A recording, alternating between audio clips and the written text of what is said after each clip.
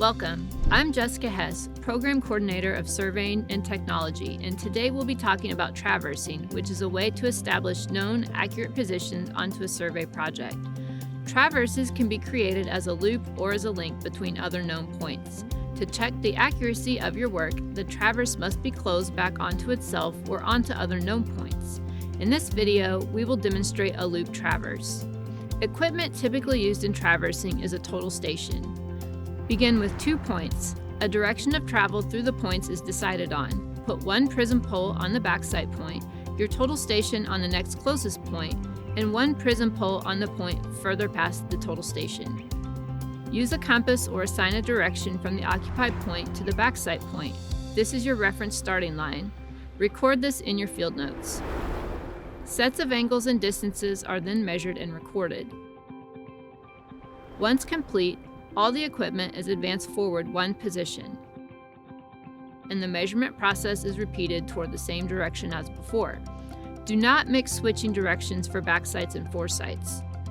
This process is continued until the total station has occupied every point in the loop and measurements are recorded. When the traversing is finished, you can use your measurement data to check the accuracy of your work.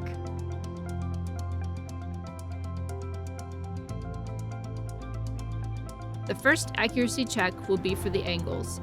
Add all the angles for the loop together. You will then compare your results to the geometrically correct total for the loop.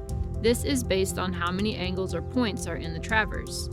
If you turned interior angles, use the equation the sum of the angles equals n minus 2 times 180 degrees, where n is the number of angles in the traverse.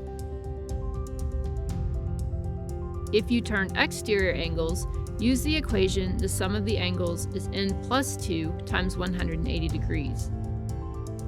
For this example, interior angles were turned, so the correct angular total is 180 degrees.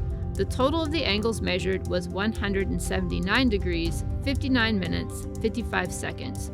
There was an angular error of 0 degrees, 0 minutes, and 5 seconds. Next, we can check distance error. This will require multiple steps and uses a chart for calculations.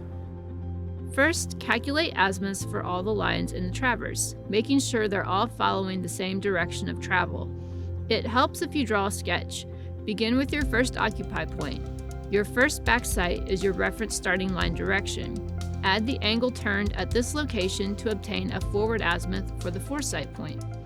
Advance to the next occupied point in your field notes and apply the concepts you've previously learned about calculating line directions.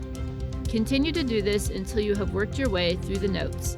You will end with a direction that is opposite of your reference starting line and different by your angular closure error amount. We place the forward directions into the chart. Next, you will calculate latitudes and departures. These are changes in distances along the cardinal directions for each line. Add the distances of each line to your sketch for use in calculations. 2 calculations are necessary for each line. You calculate these in order around your traverse.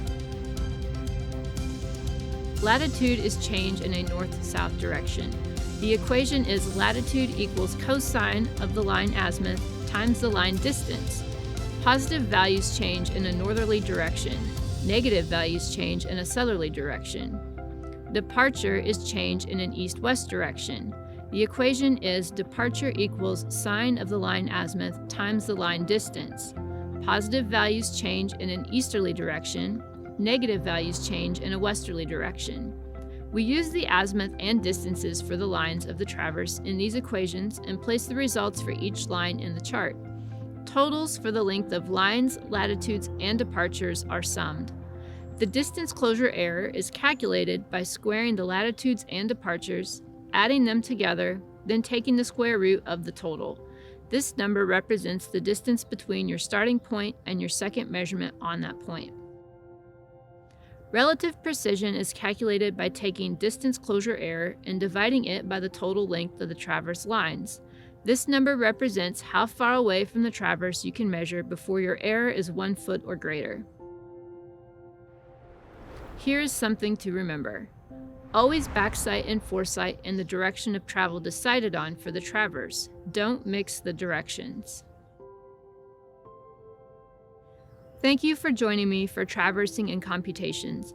Look for our other educational videos to learn more about surveying.